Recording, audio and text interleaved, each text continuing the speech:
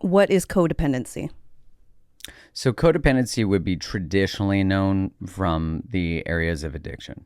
So, and really made more popularized as a term by Melody Beattie, who wrote the book Codependent No More, which was based on Al-Anon, which is a program that people go to who are in relationship or have a family member or something in addiction, in recovery.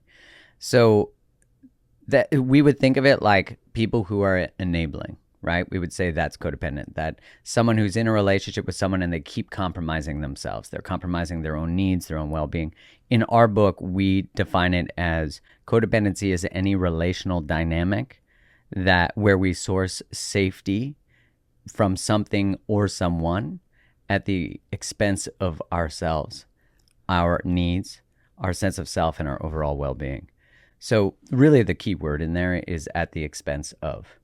So when we're young, we learn that we need to be a certain type of person. We have to have certain types of behaviors to fit in our family, our culture, our religion, and which a lot of those are very synonymous. And so we develop strategies in order to be safe, to maintain safety and group membership. And if we grew up around someone who was an addict, a narcissist, angry, unpredictable, unavailable, then we often start to oscillate around that person and actually and we lose ourselves, even if we've never even developed a full self, in order to try, like, if they're good, I'm good. If they're safe, I'm safe. If they're happy, I'm happy. And so that vigilance, that hypervigilance follows us into adulthood, into our relationship patterns. And codependency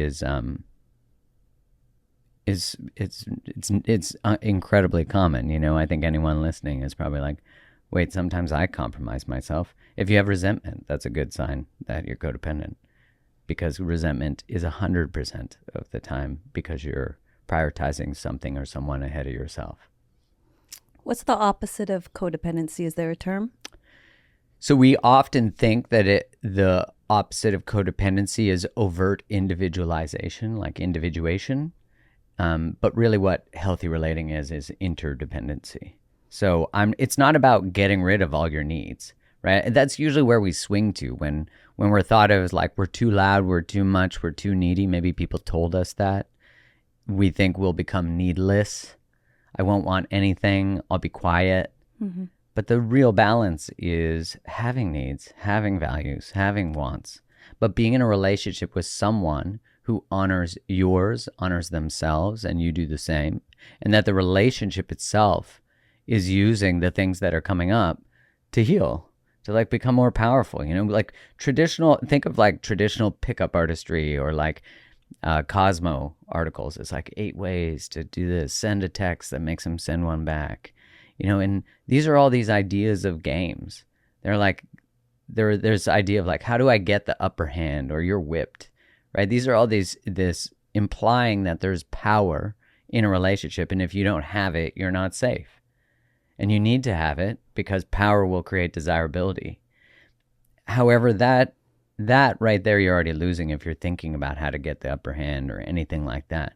Because when my wife becomes more outspoken, stands more in what she desires, she becomes more powerful.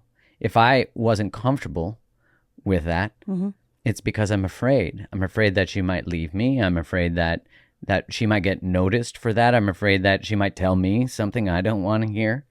And where relationship structures have really been based around men not getting feedback, around the male needs, which of course this isn't always going to be true, but really what we want to try to co-create with our partner is that when she becomes more powerful, the relationship becomes more powerful, and I do too. And power more being not about domination, which is what we think of it.